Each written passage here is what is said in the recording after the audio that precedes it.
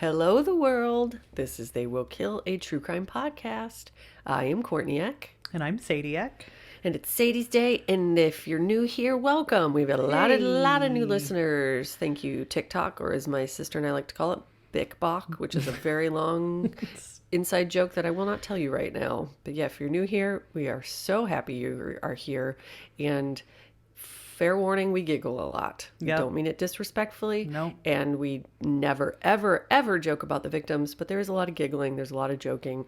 It's the nature of our relationship, but we mean no disrespect. But if that makes you uncomfortable, you are not wrong, and that is valid, but this is going to make you uncomfortable. Yep. I am the queen of nervous giggling. Yeah. So just know that. So, having gotten that out of the way, welcome everybody. It's Sadie's night, and what are you telling us tonight, Sadie? You ready for this one, everybody? Yes. On the edge of my seat, quaking in my pantaloons. This is the Moorgate tube disaster. Oh, no. You're not gonna like this one, Court.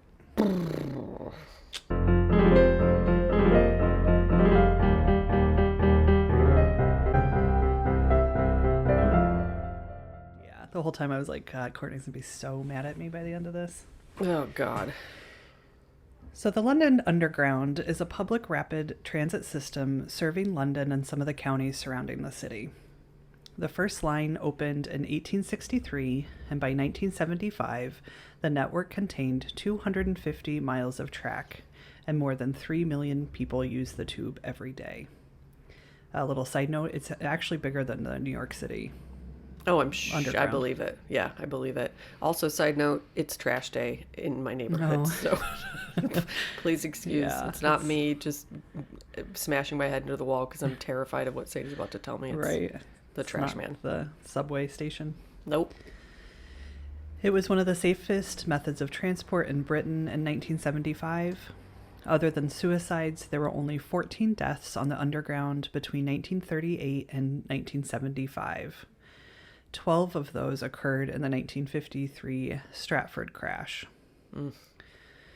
On the morning of February 28, 1975, 56-year-old Leslie Newson went into work to start his shift as a motorman or driver for the Moorgate line.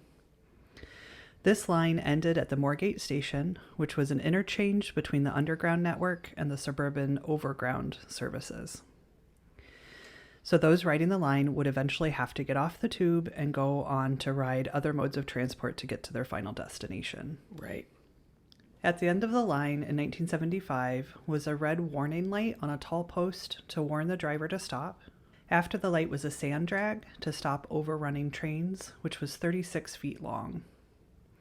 After the sand drag was a buffer stop, which had once been hydraulic, but the hydraulics had not worked in years. Oh. So can you picture that? Yes. Okay. So kind of like a truck, like a semi-truck off-ramp where if you have the emergency, hit the sand, buffers you from, Yep. And then the hydraulic stop should have taken some of the impact of the train, but it didn't work. It didn't work. Which seems like something that you should have in good working condition. You'd think so. Mm-hmm.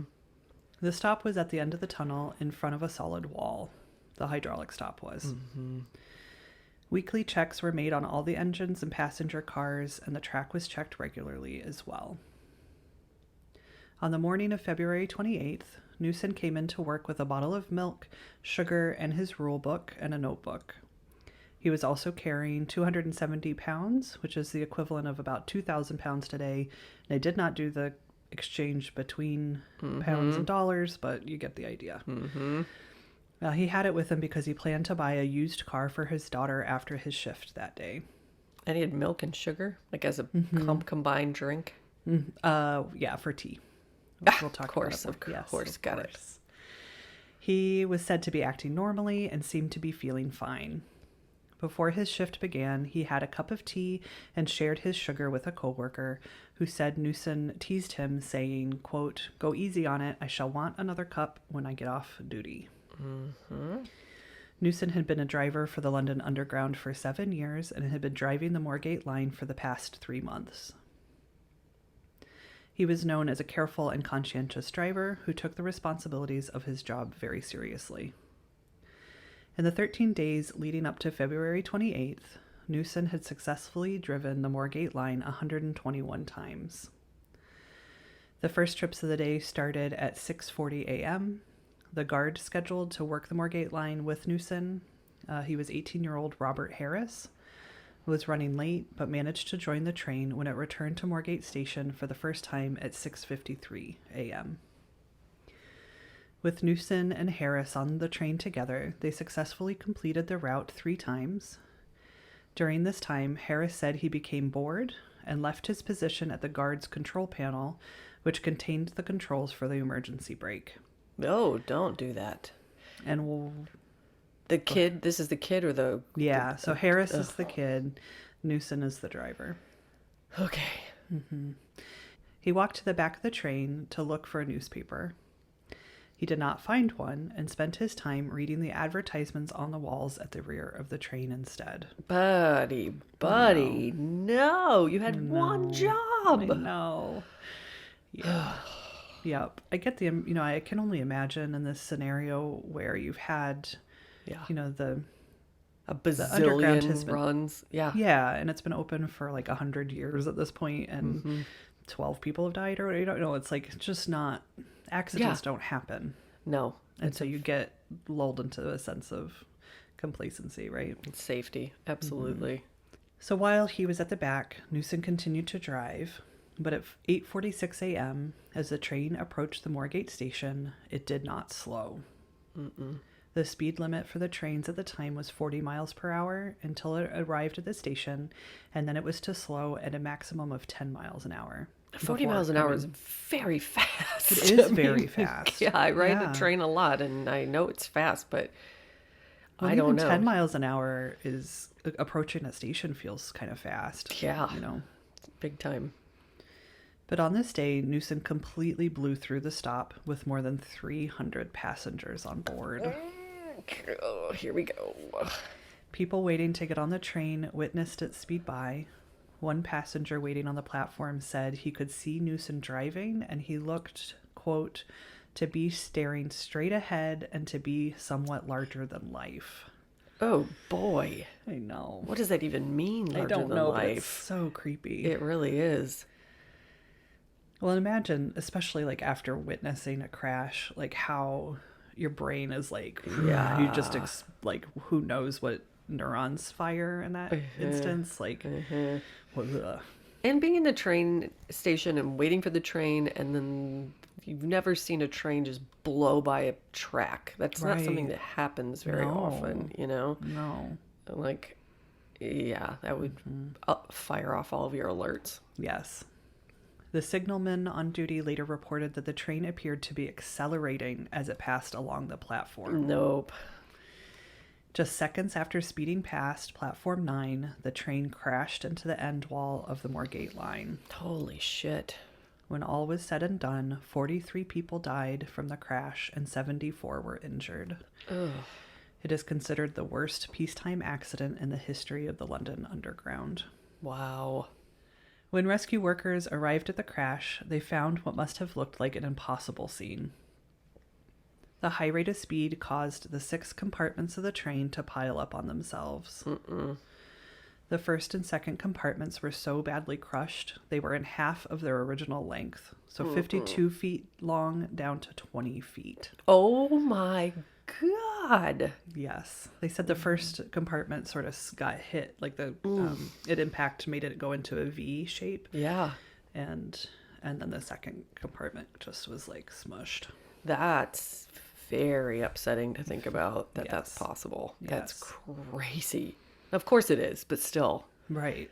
I think it's just a big steel tube with like 15 steel, like, what are those things? Not rods, like beams. Yeah, just imagine it's like beams all the way around. But of course it's just like car material. Right. It's, It's got to go. Yeah. Like an aluminum can under too much pressure. Yeah. Yeah, it reminds me of like watching tornado videos. Houses seem so permanent. Yeah. Whoop, gone. Ripped. Yeah. Yep. The third compartment rode over the rear of the second. The London Fire Brigade, Ambulance Service, and the City of London Police all came to the aid of survivors. It took them 13 hours to remove the injured. Oh, I bet. Oh, God. The long, slow process involved the rescuers squeezing through impossibly tight spaces, and many of the survivors had to be cut free from the wreckage. After the crash, no other trains ran during the recovery and cleanup, which caused problems for the rescuers as well. Normally, as the trains run through the underground tunnels, it causes a piston effect, which pushes fresh air into the station. But without other trains running, the ventilation underground was terrible, and temperatures in the tunnel rose to over 49 degrees Celsius or 120 degrees Fahrenheit. Oh, man. For 13 hours? That's just to get the survivors out. To make matters worse, the station had been left in complete darkness. Oh, no. Engulfed by dust and soot. Yep.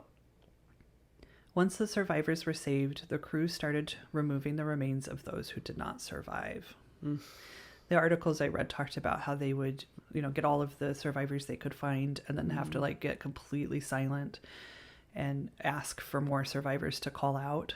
And then once it was completely silent for long enough, they knew they had, were able to get everybody alive out. Fucking worst job ever. Worst week of a lot of people's lives. Oh, I cannot imagine. No, that's so unbelievably eerie. Yeah. Once the survivors were saved, the crew started removing the remains of those who did not survive. It would take them 4 days to finally get to the driver's cab to remove Newson's remains. Wow. No surprise there. No. The cab had been crushed so badly, it went from being 3 feet deep to only 6 inches deep. Oh, God. Come on. I'm sorry, I know. Ugh. The only journalist allowed into the tunnel during the recovery operation described the scene as, quote, a horrible mess of limbs and mangled iron. Yeah. As if this wasn't all hard enough, someone called in a bomb threat while the crew was cleaning up the wreckage, so they all had to evacuate the area until they could be sure it was a hoax. That person's the worst person. The worst person. Like, what kind of teenage bullshit is that? Right? God, people are awful. Yes, people are chaos makers is really what it comes down to. Some people want to make chaos. Yeah. Ugh. The people who survived were mostly the ones who had been in the back of the train when it crashed, but those who survived in the front compartments were said to be heaped among the dead. Oh. Quote, intertwined amongst themselves, the dead and the wreckage. One survivor, a young policewoman, was rescued from the front of the train, but had to have her foot amputated by doctors while still inside the compartment. What a horror show. I know. I really knew. I knew what I was doing when I was doing it. God. I'm sorry. Because the train was 70 feet underground, the rescuers' radios didn't work, and they had to send runners to get supplies for those in the tunnel. This led to miscommunications and delays, like the worst game of telephone I can ever imagine. Yep. One article mentioned a doctor who was helping treat the injured, still stuck in the train, who asked a runner to get more pain-killing gas called Entonox. But by the time the request reached the surface, the message became, the doctor wants an empty box. Oh, come on. No. Oh, my lordy. Awful. Yeah. Awful. I mean, we did a Patreon episode about the mass hallucinations that occur in situations like this, let alone just miscommunications. Yeah. Yeah. I just can't imagine being a doctor, needing pain relief for your this awful situation and waiting however long it takes. Yeah. Several hours or somebody whatever. brings you an empty box. So. Oh my God. Yeah. No. Despite these terrible conditions, the vast majority of the rescuers had to be forced to stop and take breaks. I bet. They were desperate to help as many people as they could as quickly as possible. Yeah. During the 13-hour rescue mission, mouth-to-mouth resuscitation was needed to save 2 people, and 2 victims died. Oh, Courtney, you might just want to close your ears, but 2 victims died of crush syndrome soon after being freed from the wreckage. And crush syndrome is caused by being crushed by a heavy weight for an extended period of time. It usually needs to be like 4 to 6 hours minimum. The cells in the body are being crushed and deprived of oxygen, cause them to start producing large amounts of lactic acid. The lack of oxygen also causes the cell walls to start breaking down and release their contents into the body. Oh my God. So then after the person is freed, their blood starts to move through their body normally again, which also brings all of the toxic waste with it. Ugh. Victims of crush syndrome aren't able to process all the waste at once, and it causes their organs to shut down. It's like feeding a starving person. Yes. The thing that can save them. That sucks. Yep. When all was said and done, the rescue and cleanup crew consisted of 1,324 firefighters, 240 police officers, 80 EMS workers, 16 doctors, and several nurses. Wow. The Moorgate line resumed normal operations 10 days after the crash. Wow. That's nuts. It's so crazy. Authorities said the fatalities could have been much worse because students from the City of London School for Girls usually took that particular train to school in the mornings, but luckily the school was closed that day. Holy miracle. Yes, thank be to the powers above. Seriously. Javier Gonzalez, who survived the crash, told BBC, quote, "As darkness came, there was a very loud noise, metal and glass breaking, no screams, all in the fraction of the second one takes to breathe in. It was all over in no time." Yeah, I cannot imagine. Gives me so many chills. Yep. That's good though. I mean, that's the thing. It's like if you're going to die that way or go through something like that, like let's just have it done. Yes. Yeah. Yep. No anticipation No, whatsoever. exactly. Many survivors spent weeks in the hospital recovering from their injuries and had a lifetime of troubles. No, I can't. No, nope. I would not want to live. I would want to be one. I don't think I would like to have those memories. So Lieutenant Colonel Ian McNaughton, who was the chief inspecting officer of railways at the time of the crash, was put in charge of the investigation. Investigators interviewed witnesses and survivors of the crash. Harris, the guard on duty that day, told detectives how he'd left his post to find a newspaper. Well, at least he was honest. Mm-hmm. On his way back, he suddenly realized that the train was approaching Moorgate too fast, and as the thought moved through his mind, he said he was thrown to the floor. Wow. Investigators looked over every inch of the train and found all the important mechanisms to be in good working order. The emergency brake was never applied, and the dead man's handle was still depressed at the time of the crash. So a dead man's handle is a safety mechanism like the handle of a lawnmower that will cause a machine, or in this case a train, to turn off if the operator lets go for any reason. Mm-hmm. So you can imagine that, right? Jamming down on it. Yep. Yeah, so you have to hold it. Yep. And you can picture, like, if you think of a traditional train, how there's like that Little lever. And that's the dead man's handle. So it's Got it. designed to have to be compressed to keep the train moving. To push the bar that pushes the train forward. Exactly. Yep. And then I think you use that to go fast and slow, but don't quote me because I don't know. See, in my mind, it seems like that's what I've seen them doing in there. Right. In a cartoon, probably. Yeah, exactly. Sadie's wiggling her hands back and forth like she's holding levers, which we've always called them levers. Levers. Well, we've never called them levers in this family. Nope, levers. So because Newson was still holding the handle tightly when he crashed, it proved that he hadn't been unconscious when it happened. Mm-hmm. It also showed he had done nothing as he faced certain death. Mm-hmm. Stroke? Heart attack? Maybe. So an autopsy... Seizure. I know. An autopsy showed Newson had no physical conditions, like a stroke or heart attack, that would have caused the crash. Newson's blood alcohol level was elevated, but still within legal limit, and medical examiners believed this was caused by decomposition. Wow. Because it took 4 days to remove Newson's body from the train, and the temperature was so warm in the tunnel. Wow, that makes sense. Yep, and there was some disagreement amongst medical professionals saying, some of them said no, he was definitely drinking, and others said no, this could totally be just a natural process in the body during decomposition. Yeah, that's crazy. I've never thought about that, but that totally makes sense. Yeah.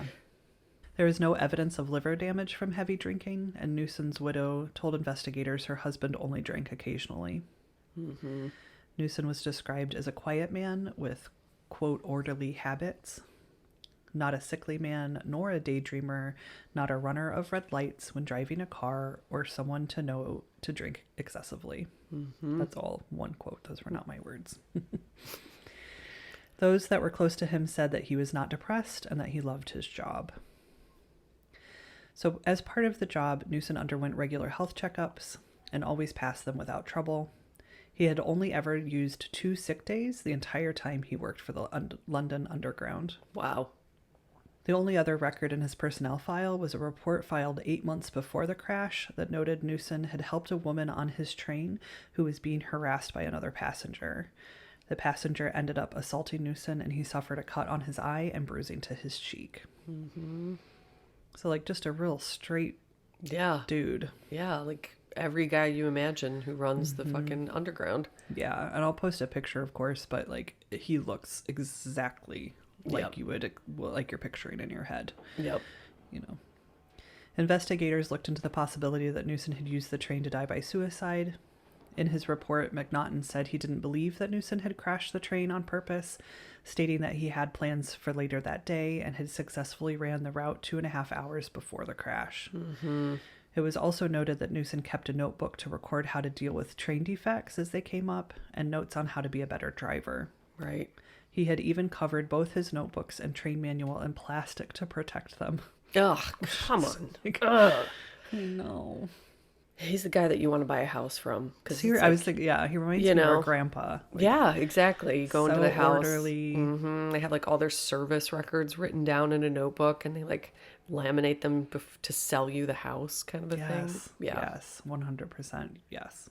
McNaughton wrote in his report that this notebook, quote, underlined the fact that Motorman Newson conducted himself in a most conscientious manner in respect of his job on the railway. Mm-hmm.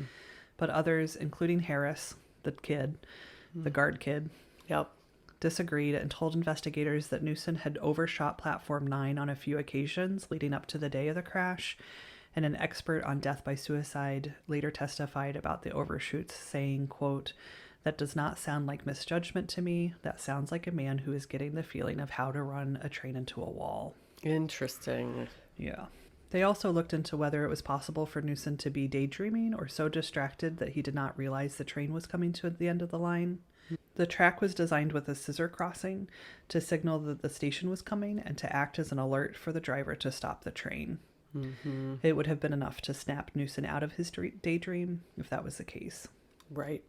Because Newson did not raise his hands reflectively to shield his face, they also considered the theory that he may have had a condition where his brain continued to function and he remained aware, but wasn't able to move his body. Well, that's what I was thinking, maybe like a petit mal seizure. I had a ex who had petit mal seizures, and she would just sort of space out.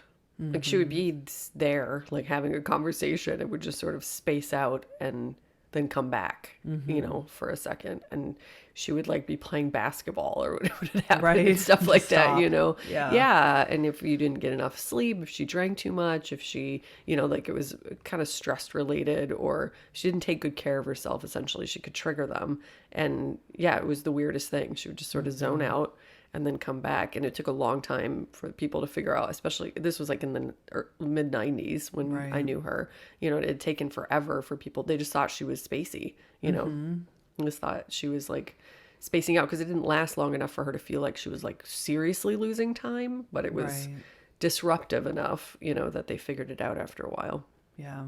Yeah. And I wonder if that would be, you know, maybe he's a man in the 70s. Yeah. Doesn't want to admit that happens or doesn't really realize it happens. Yeah, like something along those lines, you know, maybe a little narcolepsy or a little, you know, there's plenty of neurological things that can happen that can kind of keep short you circuit you. Yeah, or a panic attack or something, you know, something that's disruptive enough to make you not be able to function and do something really important like driving a train, but isn't disruptive enough to make you admit and want to lose your job, Right. in particular. Right, Because 'cause if you what's- have epilepsy, you're not going to continue to be able to drive a train or a car for that matter. Right. Yeah.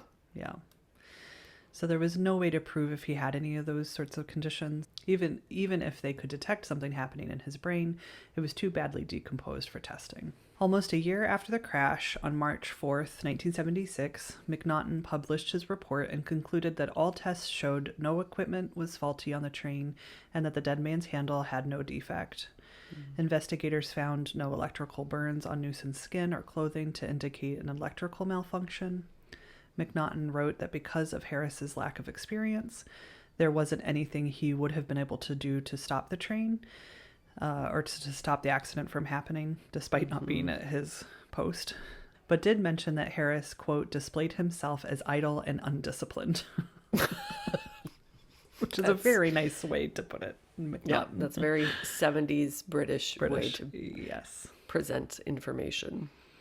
He concluded that, quote, the accident was solely due to a lapse on the part of the driver, motorman Newson.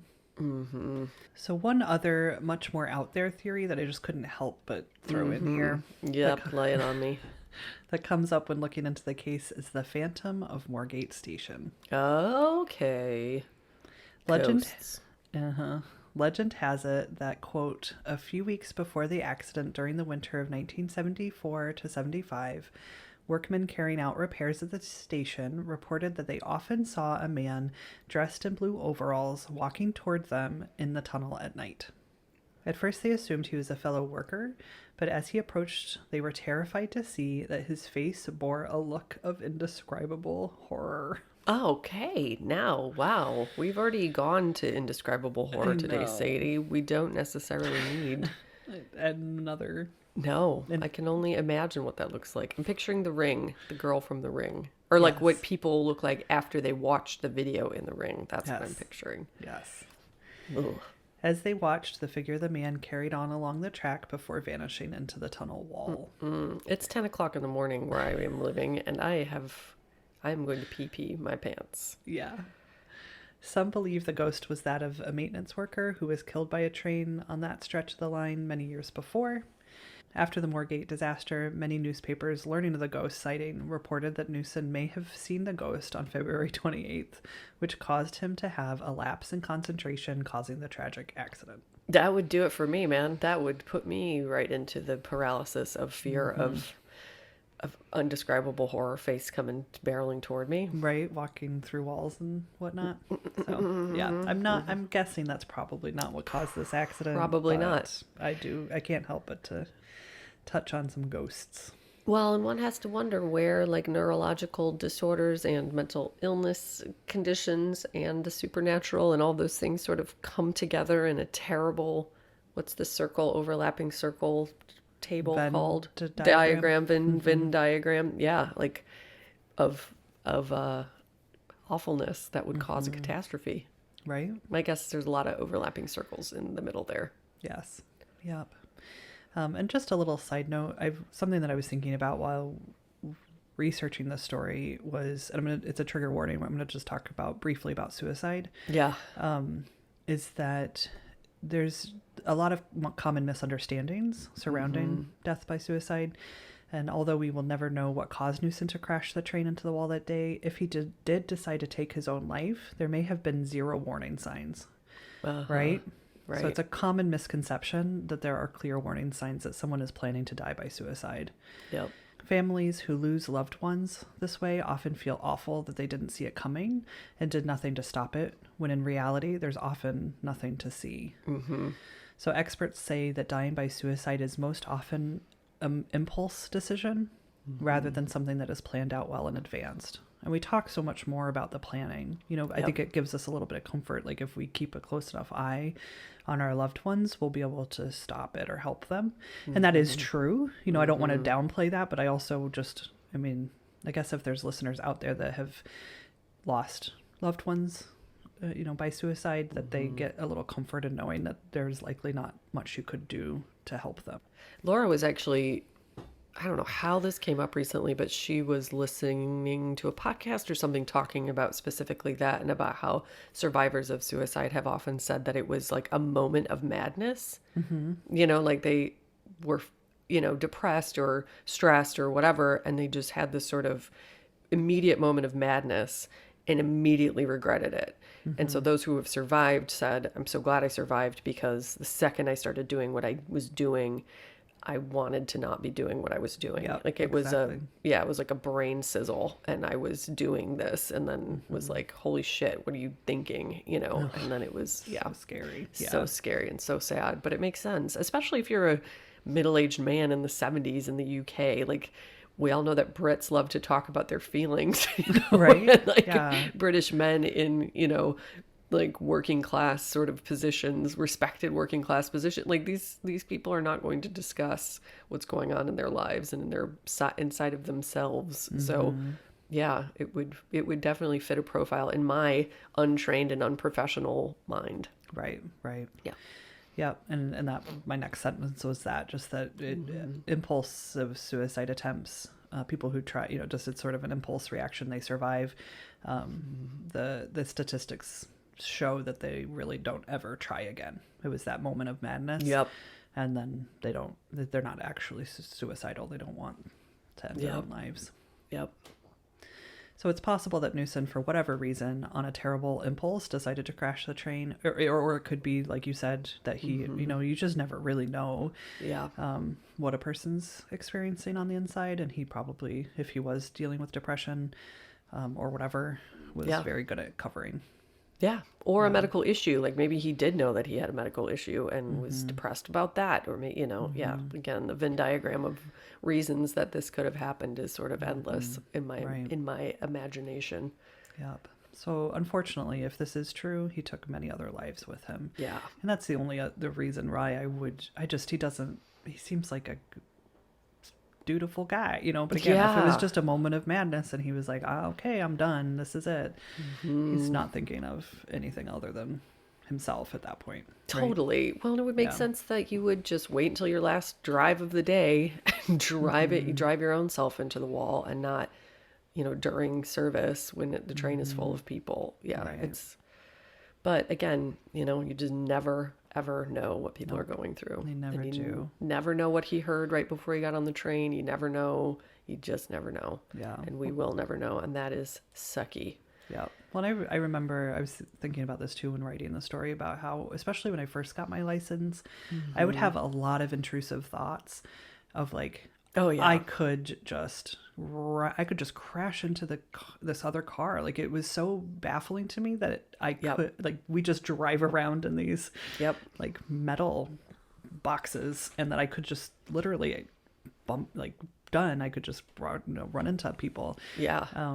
And I never wanted to do that, but I could see that sort of momentary, like, fuck it, Yeah. this is it. I'm going to see what happens. Feeling. Yeah, totally. You feel powerful. If you don't feel powerful and suddenly you do feel powerful, who knows? Who knows? We'll never know. Mm-hmm. So after the crash, the London Underground implemented more safety systems to prevent future accidents from happening. Timed train stops were installed at any station at the end of the lines. These devices would electronically apply the train's emergency brakes if they passed a certain point going too fast. Brilliant. Perfect. Yeah, I know. I was like, too bad didn't do it a little sooner. Mm-hmm. After family and friends of the victims worked hard and petitioned those in charge for decades to honor their loved ones publicly, the City of London finally placed a memorial plaque at Finsbury Square in 2013. Wow. 2013. Wow. Speaking of not talking about your emotions. Right? That's what I was thinking. Like, come on, guys. We don't the have Brits to... are tidy people. They're tidy people. Just it's all... Let's just sweep it boopity, back boopity, into the boop. tunnels of the underground. Yeah. Americans are not tidy people. No, we're like, let's build the buildings back and light them up with lights. Yeah.